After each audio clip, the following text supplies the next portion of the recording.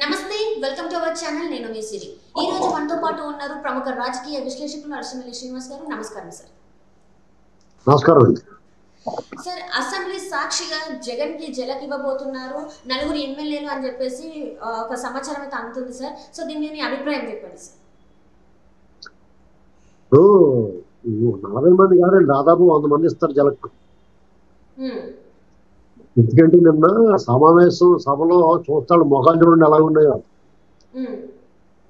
6 రోజుల క్రితం కోసిన గులాబీ పువ్వులాగా వాడిపోయి ఉన్నారు. రేపు మాపు రేతలు రాలిపోయే పువ్వుల్లా కనపడుతున్నారు. అంటే వాళ్ళు చూస్తుంటే నాకు ఏ పాట గుర్తుకొచ్చిందంటే రాలిపోయే పువ్వు రాగాలి ఎందుకు అన్నట్టుగా, వాళ్ళు ఎందుకు నీకు అసెంబ్లీకి ఎందుకు వచ్చారో బాబు నువ్వు అన్నట్టుగా అనిపించింది నాకు. జగన్మోహన్ రెడ్డి గారు కూడా ఆయన ప్రసంగం చెప్పుకుంటే మామూలుగా ఇది వరకు ఒకళ్ళు మించి ఒకళ్ళు తప్పట్లు కొట్టే చీకటి గొంతులు చేసుకున్నారు. అక్కడ అందరూ కూడా గంగెట్టి వేసుకుని ఇప్పుడు తిరునాళ్ళలో తప్పుకొని కుర్రోళ్ళ చూస్తున్నారు. వాళ్ళందరూ బిక్కుమంటారు. ఇప్పుడు తిరునాళ్ళకి వెళ్తారో ఆ తప్పిపోయడం కూడా ఎటు ఎలా వెళ్దాం, ఏం చేయాలో తెలియదు, దిగులు కానీ అలా ఉన్నారు వాళ్ళందరూ. కాబట్టి 40 మంది జలక్ కాదండి, దాదాపు 100 మంది ఇచ్చేస్తారు జలక్. వాళ్ళందరూ రెడీగా ఉన్నారు. జగన్మోహన్ రెడ్డి థియేటర్లో మాట్లాడుతున్నాడు. ఆఖరి నిమిషంలో చంద్రబాబు నాయుడు గారు మేనిఫెస్టోని ఆయన ప్రచారం చేసాడు సభలో, చూసారా మీరు, విన్నారా? అవన్నీ చూసిన తర్వాత వాళ్ళకి ఇక మా ఊరి పని అయిపోయింది, ఏం మాట్లాడుతున్నాడు ఆయనకి తెలియట్లేదు అనుకుంటున్నారు. అంటే ఒక కన్ఫ్యూజన్ లో అనుకోవచ్చా సార్? ఇప్పటి వరకు అంటే చాలా మంది ఎమ్మెల్యేలు బయటికి పోవడం వల్ల ఆయన ఒక భయభ్రాంతులకు గురైనారని అనుకోవచ్చా సార్ మనం? వాళ్ళు కన్ఫ్యూజన్ ఏం లేదండి, చాలా క్లారిటీగా ఉన్నారు. బయటకు పోవడం చూస్తున్నారు అందరూ. జగన్మోహన్ రెడ్డి గారు భయపడుతున్నారేమో అనిపిస్తుంది. ఎందుకంటే మేము ఓడిపోతాం, ఇంకా ఈ పార్టీ నుంచి వైసీపీ పార్టీ నుంచి అందరూ జనసేనకి కానీ టీడీపీ కానీ వెళ్ళిపోతున్నారు, లేకపోతే కాంగ్రెస్ లోకి వెళ్ళిపోతున్నారు. ఇప్పటి నుంచి ఇంకా నా పార్టీ ఇక్కడ ఇంకా అయిపోతుంది అని చెప్పేసి అనిపిస్తుంది. అంటే భయంకి గురైపోయారని అనిపిస్తుంది సార్. ఆయన ఏం భయపడతలేదండి, ఆయనకి తెలియదు ఆయన ఓడిపోతున్నాను అనుకోవట్లేదు, మళ్ళీ నేనే గెలుస్తాను అనుకుంటున్నాడు. ఇప్పుడు వాళ్ళు ఆ భ్రమలో ఉన్నాడు అతను.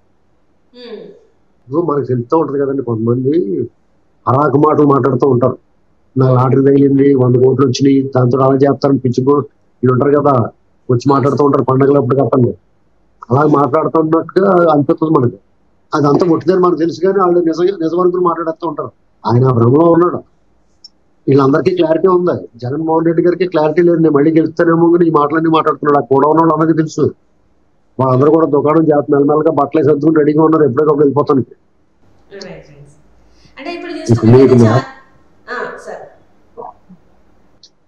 మీకు జగన్మోహన్ రెడ్డి గారు ఆయన ఒక్కడికే మళ్ళీ నేను గెలుస్తానని నమ్మకం ఉంది. కొంతమందికి వేరే దారి లేని వాళ్ళు జగన్మోహన్ రెడ్డి గారు గెలవాలని కోరుకుంటున్నారు. వాళ్ళు కూడా సగం నమ్ముతున్నారు, ఏమో ఏదైనా చేస్తాడేమో, లాస్ట్ లో కొట్టేసైనా గెలుస్తామేమో, డబ్బులు ఇచ్చేసాను అనుకుంటున్నారు.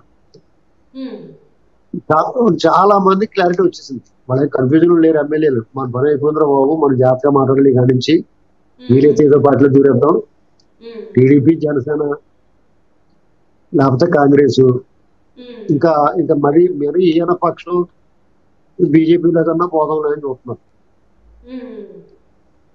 వాళ్ళు ఏదో రాజ్యం దూరేస్తారు. అలాగే ఇంకా అందులో ఉండరండి, దగ్గర ఉండలేరు. ఎందుకంటే ఆ పార్టీలో ఉంటారు, ఎప్పుడు కొడతారు, జనం కొడతారు. రేపు ఎన్నికల్లో నిలబడినా కానీ జనం కొడతారు, వాళ్ళు ప్రచారం చేసుకునేవారు. ఇప్పుడు వాళ్ళకి ఎంత దారుణమైన పరిస్థితి అంటే, బీజేపీ అసలు పొత్తు పెట్టుకోకూడని బీజేపీతో పొత్తు పెట్టుకుంటే కూడా వైసీపీని క్షమించలేరు జనం. అంటే బీజేపీ టీడీపీతో కలిసినా కానీ యాక్సెప్ట్ చేస్తారు, జగన్మోహన్ రెడ్డి పంపించాలన్న అంత దారుణమైన కఠినమైన నిర్ణయం తీసుకున్నారు జనం. అదే పరిస్థితి. ఇప్పుడున్న పరిస్థితులలో మాత్రం మొన్న జరిగిన సభలో కూడా నేను ఓడిపోతే కూడా నేను అది యాక్సెప్ట్ చేసుకుంటా, ఎప్పుడైనా కూడా నేను హ్యాపీగానే ఉంటా అని చెప్పేసి జగన్మోహన్ రెడ్డి గారు చెప్పడం జరిగింది. అయితే ఏదైతే ఇక్కడ తెలంగాణలో కేసీఆర్ చెప్పారో సేమ్ అవే మాటలు మళ్ళీ అక్కడ రిపీట్ అయినట్టు అనిపిస్తున్నాయి. సేమ్ ఇక్కడ ఏదైతే మార్పు వచ్చిందో ఏపీలో కూడా మార్పు వస్తుందేమో అని చెప్పేసి అనిపిస్తుంది సార్. దీంట్లో వాస్తవం ఉందంటారా? అక్కడ జనాలు కూడా మార్పు కోరుకుంటున్నారని అనుకోవచ్చా సార్? అంటే మార్పు కోరుకుంటున్నారు, రేపు టీడీపీ జనసేన గెలవబోతున్నారు అనుకోవచ్చా సార్? మార్పు కాదండి, ఈ పెద్ద వదిలించుకోవాలని చూస్తున్నారు. వాళ్ళు ఈ పేడ ఎప్పుడు వదిలిపోద్దని చూస్తున్నారు. మార్పు ఏంటండి?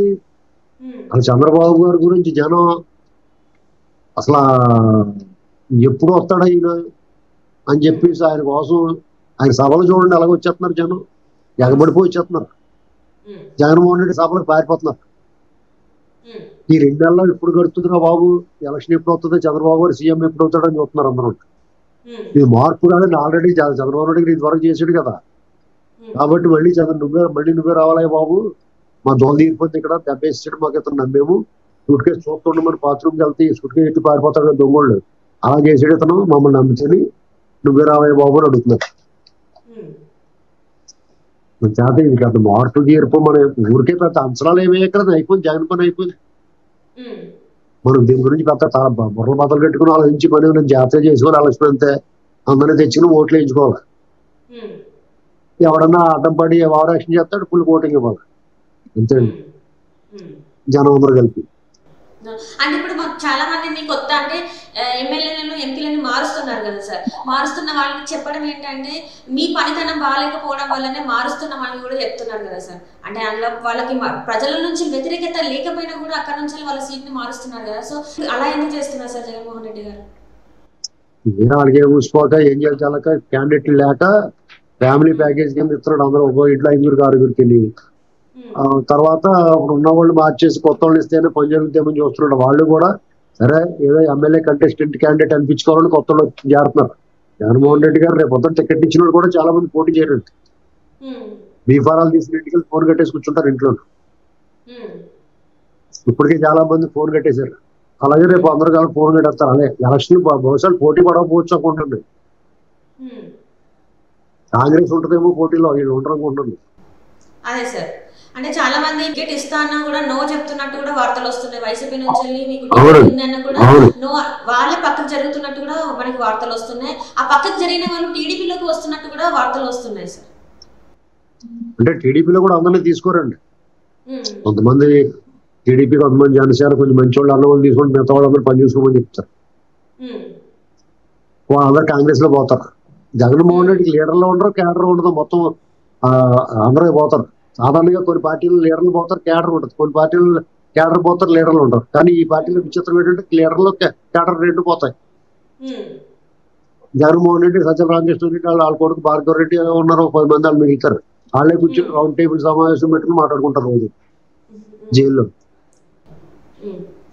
సో ఇప్పటికైతే ఇప్పుడున్న సమాచారం ప్రకారం ఏంటంటే మనకి 40 మంది ఎమ్మెల్యేలు మాత్రం చంద్రబాబు నాయుడు గారి కోసం అయితే వెయిట్ చేస్తున్నారు, ఆయన అపాయింట్మెంట్ కోసం వెయిట్ చేస్తున్నారు, ఆయన కలవాలని చెప్పి వెయిట్ చేస్తున్నారు అయితే తెలుస్తుంది సార్. సో ఇప్పుడు మనకి ఈ 40 మంది టీడీపీలోకి వచ్చే అవకాశం ఉందంటారు? బాబు గారి కోసం వెయిట్ చేస్తున్నారంటే వచ్చే అవకాశం ఏంటండి, ఆయన గేట్ తీస్తే దూకేస్తాను చూస్తున్నారు. ఇది వరకు చిరంజీవి సినిమా, రామారావు గారు, కృష్ణ గారి సినిమాలకి గేట్ తీసేదాకా జనం వెయిట్ చేసేవారు. గేట్ దిగానే ఒకరినొకరు తొక్కిసినట్టు అయిపోయింది. ఇది వరకు చెప్పారు టీడీపీ ఆఫీస్ తొక్కిసినట్టు జరుగుతుందని, అదే జరుగుతుంది. అవకాశం ఏంటంటే వాళ్ళు రెడీగా ఉన్నారు, చూస్తాను అవకాశం ఏంటి వాళ్ళు చెప్తారు. వీళ్ళు రెడీ అంటే 1, 2, 3 అంటే దూకేస్తారు అంత వచ్చి. రైట్ సార్, ధన్యవాదాలు. Thank you.